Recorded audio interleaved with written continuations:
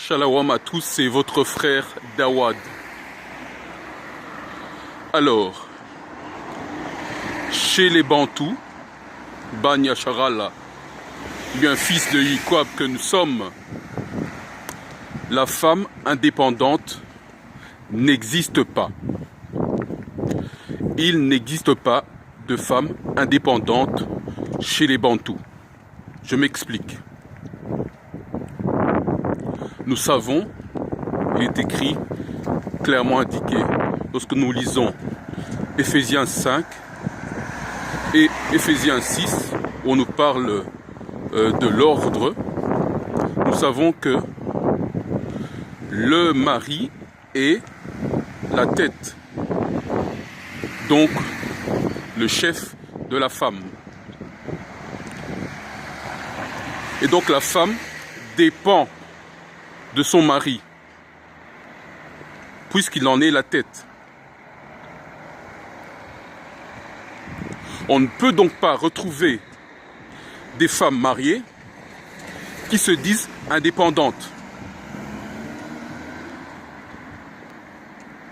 Mais la question pourrait se poser, ou bien j'entends quelqu'un dire, mais si elle n'est pas mariée, elle est donc indépendante. Eh bien, lorsqu'on lit Éphésiens 6, on dit, il est écrit, Shaoul dit, enfants, obéissez à vos parents.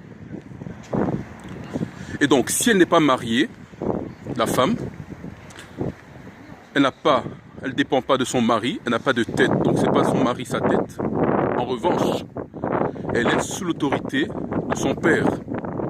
Remarquez que Shaoul n'a pas dit enfants, obéissez à vos parents, sans spécifier si c'était un homme ou une femme.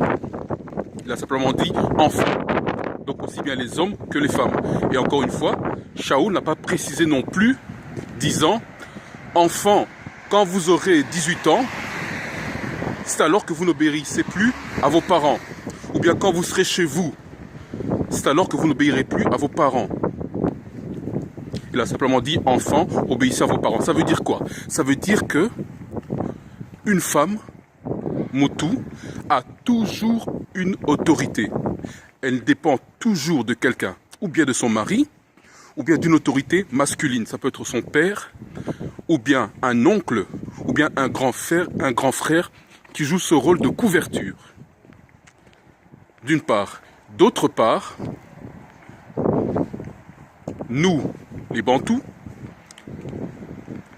lorsque nous quittons la maison maternelle ou la maison familiale, paternelle, lorsque nous quittons la maison paternelle, c'est pour aller directement dans la maison de mariage. Il est indiqué dans Genèse que l'homme quittera son père et sa femme et s'attachera à son père et sa mère, et s'attachera à sa femme.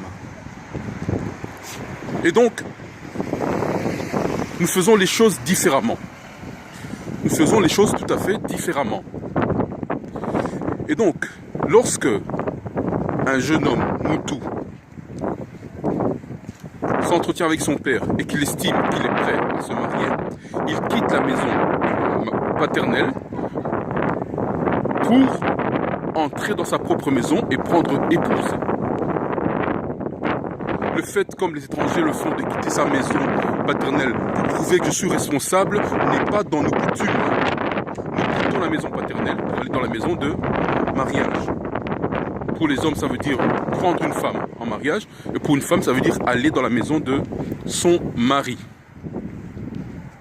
Et donc, dans tous les cas, un homme Moutou comme une femme Moutou, ici, on parle de la femme Moutou, mais on est toujours sous une autorité. Toujours sous une autorité. Ou bien la femme mariée, elle a son mari, ou bien elle est sous l'autorité de son père, d'un oncle ou d'un grand frère. Et donc, il n'existe pas de femme indépendante chez les Bantous. Une femme qui serait Moutou et qui se dit indépendante, c'est le désordre. Et nous n'avons pas besoin de désordre. Nous voulons dans nos assemblées, nous voulons de l'ordre. Nous voulons de l'harmonie. Nous savons, nous l'avons vu, ce que les femmes qui se disent indépendantes font dans les assemblées. Nous l'avons vu, nous avons beaucoup d'exemples. Jézabel est un exemple. Alors que quand on répond à une autorité, on n'est plus discipliné puisque nous avons des comptes à rendre. Le propre des personnes qui se disent indépendantes, c'est qu'elles se disent que je n'ai de compte à rendre à personne. Ce qui est une erreur, évidemment. Et donc j'espère que c'est clair pour tous qu'il n'existe pas de femme moutou indépendante. Et à tous je dis Shalom.